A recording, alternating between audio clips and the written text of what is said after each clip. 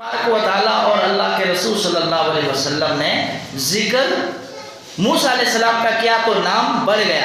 حالانکہ محمد صلی اللہ علیہ وسلم پہ جب اللہ رب العزت کو پیار آیا تو بشیر اس کا لقب دیا، منیر کا لقب دیا. ایک ماں کو جب اپنے بیٹے پہ پیار آتا ہے تو کئی نام اس کے رکھ دیتی ہے، پیار میں کیا کیا اس کو بولتی ہے. ایسے ہی اللہ تبارک و تعالیٰ کو جب محمد صلی اللہ علیہ وسلم کی پیار آیا تو پورا قرآن بھر دیا صفات سے.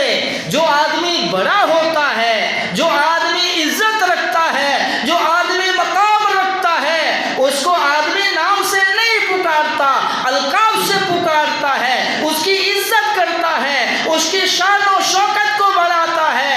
اعلیٰ فلاں شخص، فلاں شیخ، فلاں شیریں بیان، فلاں خطیب، فلاں علامہ، شیخ الحدیث، ایسے القاب دیتا ہے.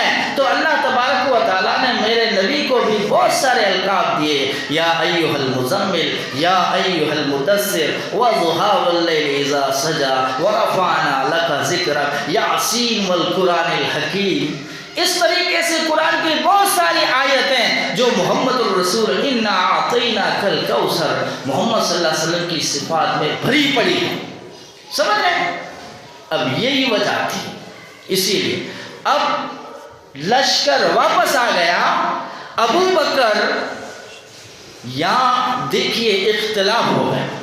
اختلاف کیسا ہو گیا کہ فاروق جیسا آدمی جلیل القدر اور جس کے سامنے کسی آدمی کی یہ جرت نہیں کہ اس کے سامنے بول سکے، اس نے تلوار نکالی کہ اگر کوئی یہ بات کہے گا کہ میرے نبی حضرت محمد رسول اللہ صلی اللہ علیہ وسلم کا انتقال ہو گیا تو میں اس کی گردن اڑا دوں گا. اللہ اکبر. اب کون بولے؟ لیکن ابو بکر صدیق آئے اور کھڑے ہو گئے. قرآن کریم کی آیت کی تلاوت کی. کیا کہا؟ وَمَا مُحَمَّدٌ إِلَّا رَسُولٌ قَدْ خَلَتْ مِن قَبْلِهِ الرُّسُلُ أَفَإِن مَّاتَ أَوْ قُتِلَ انقلبتم عَلَىٰ أَعْقَابِكُمْ. نبی صلی اللہ علیہ وسلم تو اللہ کے ایک نبی اور رسول ہیں. اگر کسی جنگ میں وہ شہید ہو جائیں یا قتل کیے جائیں یا انتقال کر جائیں تو کیا آپ اپنے دین کو چھوڑ دو گے؟ جو ایسا کرے گا پیچھے گم جائے گا، پھر اللہ کو وہ کوئی نقصان نہیں کر سکتا. اب جب یہ آیت فاروق اعظم سن رہے ہیں تو کہتے ہیں اللہ کی قسم مجھے ایسا معلوم ہوا کہ یہ آیت ابھی ابھی اتر رہی ہے اور آیتیں ہم پڑھ رہے ہیں پھر بھی ہم کو مسئلہ سمجھ میں نہیں آ رہا ہے. اور بخاری کی حدیث ہے قد مات کا لفظ آیا کہ محمد صلی اللہ علیہ وسلم کا انتقال ہو چکا ہے اور یہ سارے صحابہ جانتے تھے. پھر کیا کریں گے؟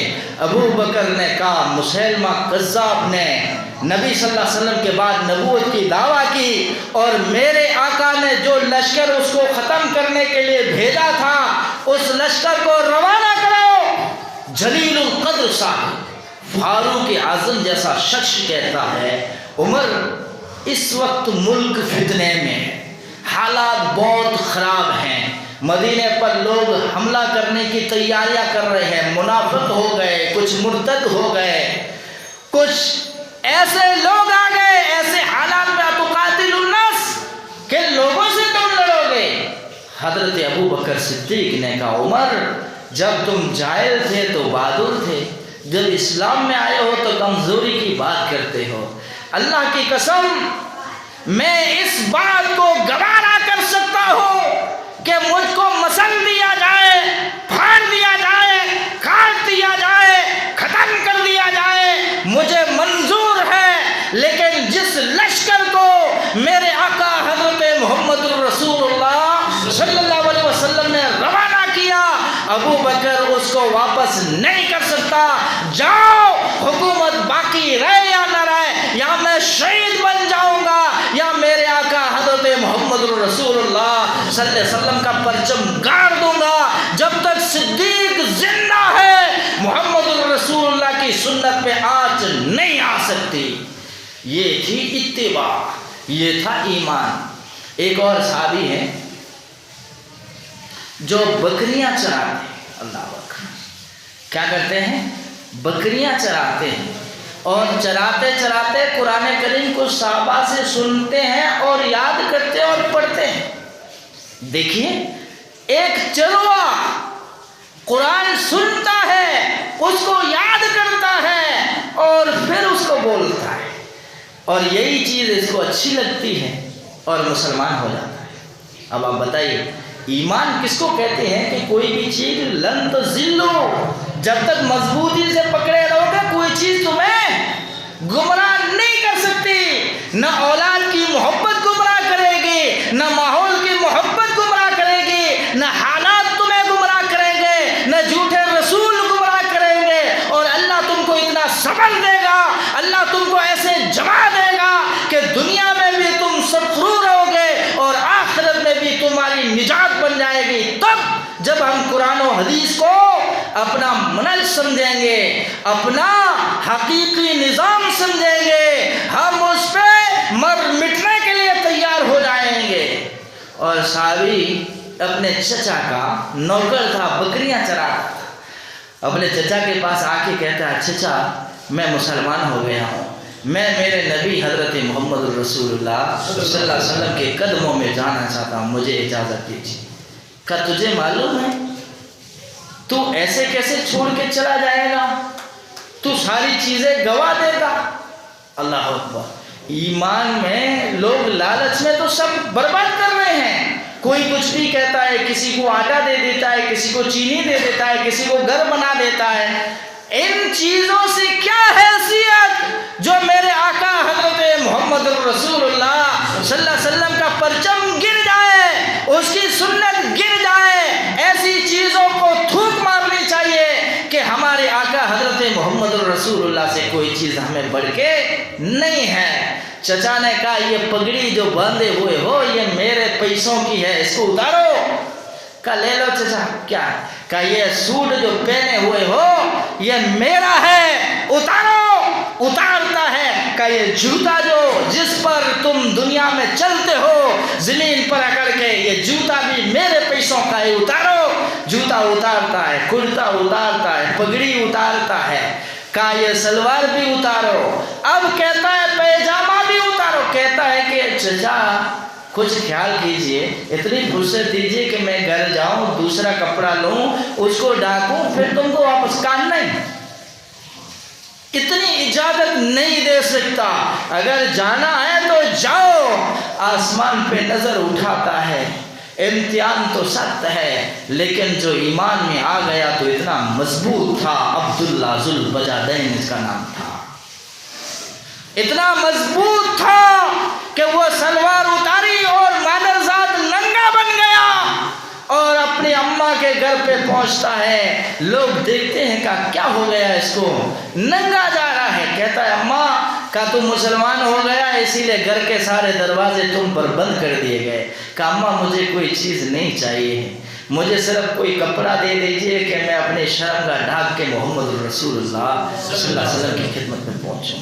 हर चीज़ उन्होंने कुर्बान कर दी और आज लोग उनको कहते हैं कि उन्होंने छीना था, उन्होंने घोटाला किया, जिनकी अल्लाह कुरान में कसमें खाता है। और वइन आमनु बिमिस्लिही मा आमनतुम बिही फक़द इहतदौ। ऐसे ईमान लाओ जैसे सहाबा लाए थे, तभी तो अल्लाह की दरबार में तुम्हारा ईमान काबिल कबूल होगा।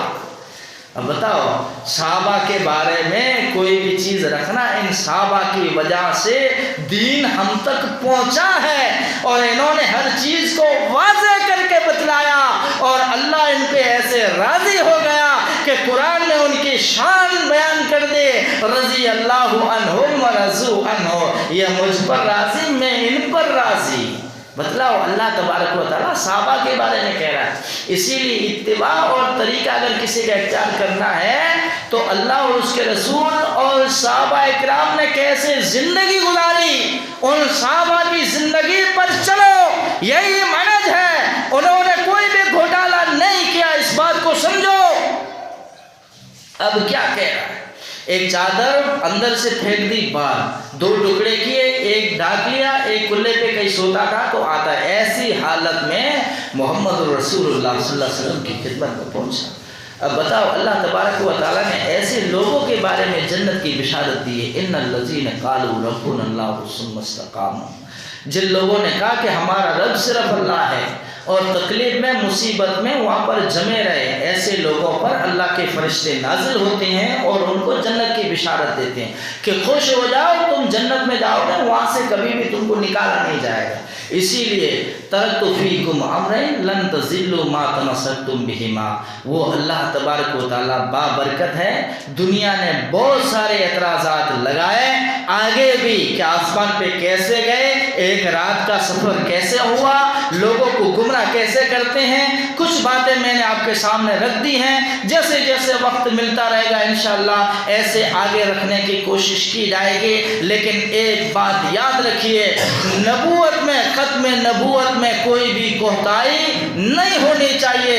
ایک بات یاد رکھنا، ہمارے نبی آخری نبی ہیں، کوئی کتنا بھی دعویٰ کرے، کتنا بھی بڑا بن جائے، لیکن نبی نہیں ہو سکتا، اور جو دعویٰ کرے گا وہ ذلیل ہوئے گا، وہ مرے گا، وہ فتنہ و فساد میں رہے گا، لوگوں کو گمراہ کرے گا، اس پہ خدا کی لعنتیں رہیں گی، لیکن خدا کی رحمت کبھی بھی نہیں برسے گی۔ یہ عقیدہ رکھو، اور جب تک یہ عقیدہ نہیں ہوگا آپ کی اور میری نجات نہیں۔ اسی توحید کے بعد، ایسی تکلیفیں سہنے کے بعد اللہ تبارک و تعالیٰ عزت دیتا ہے، بڑا مقام دیتا ہے۔